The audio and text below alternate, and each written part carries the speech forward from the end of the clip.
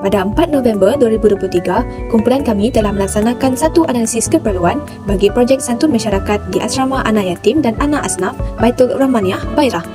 Kami telah melaksanakan satu analisis keperluan dengan memberikan borang soal selidik berkaitan bahasa Melayu bagi mengukur tahap penguasaan bahasa Melayu dalam golongan anak yatim dan anak asnaf.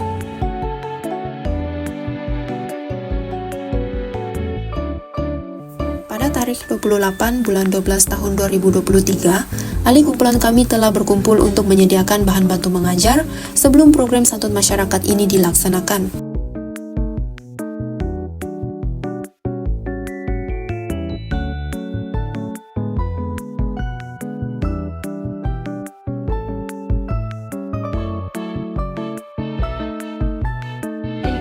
Kak Mia.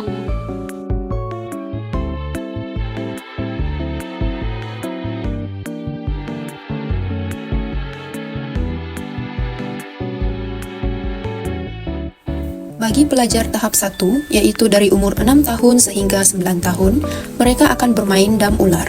Permainan ini menilai kemahiran mereka dalam ejaan dalam bahasa Melayu. Setiap kumpulan perlu membaling dadu untuk menentukan langkah mereka. Jika buah kumpulan tersebut berhenti di tapak ular, maka kumpulan itu akan didenda untuk mengeja berdasarkan gambar yang diperoleh.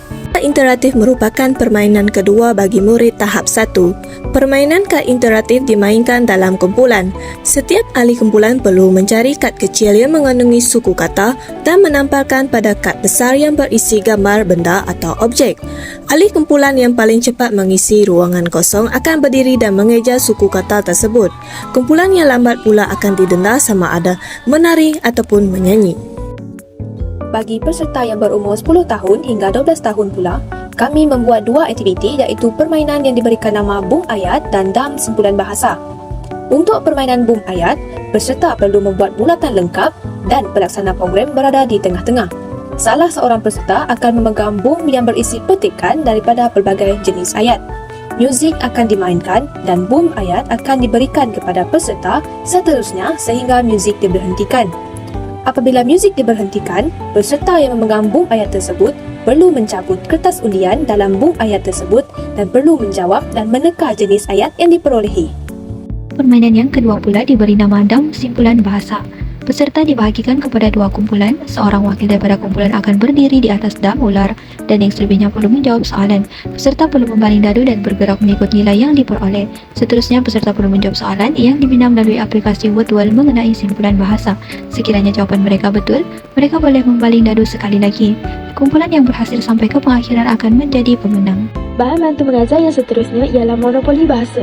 Monopoli bahasa ini mempunyai 3 warna berlainan, iaitu warna oranye untuk soalan yang mudah dan perlu dijawab secara individu. Warna kuning pula untuk soalan yang sedikit sukar dan boleh dijawab dengan meminta bantuan orang lain. Dan yang terakhir adalah warna hijau, iaitu pemain dapat terselamat dari menjawab soalan. Mereka dikehendaki membaling dadu untuk menentukan giliran mereka.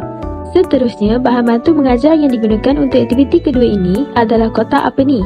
Giliran pemain untuk menjawab soalan di dalam kotak ini ditentukan dengan irama muzik, iaitu jika kotak itu berhenti, maka pemain perlu mencabut soalan di dalam kotak tersebut. Kotak ini berisi padanan dua gambar yang perlu dikenal pasti oleh pemain, iaitu peribahasa apa yang berkaitan berdasarkan gambar yang diberikan.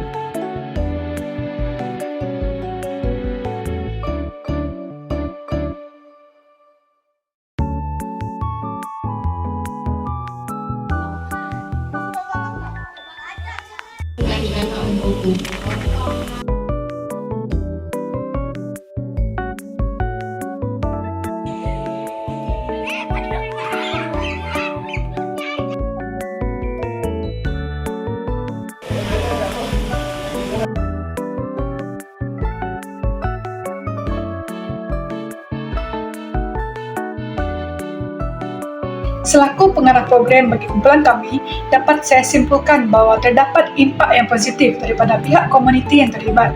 Seperti sedia maklum, golongan anak yatim dan anak asnaf ini merupakan pelajar yang terdiri daripada pelbagai umur. Kami telah mengasingkan mereka kepada 3 tahap. Bagi kumpulan tahap 1, kami mendapati bahawa mereka telah mampu mengeja dan membaca dengan baik melalui aktiviti yang telah kami jalankan, iaitu aktiviti dam ular dan kad interaktif. Bagi kumpulan tahap 2 pula, melalui aktiviti dan simpulan bahasa dan bum ayat, kami dapati bahawa mereka dapat menilai dengan baik berkaitan dengan aspek tata bahasa yang disoalkan kepada mereka. Bagi kumpulan tahap 3 pula iaitu pelajar sekolah menengah, aktiviti seperti monopoli bahasa dan aktiviti kotak apa ini dapat membantu mereka memahami lebih mendalam tentang jenis ayat dan mengetahui lebih banyak peribahasa sekaligus dapat membantu mereka ke peringkat SPM. Sekian saja daripada kumpulan kami. Terima kasih.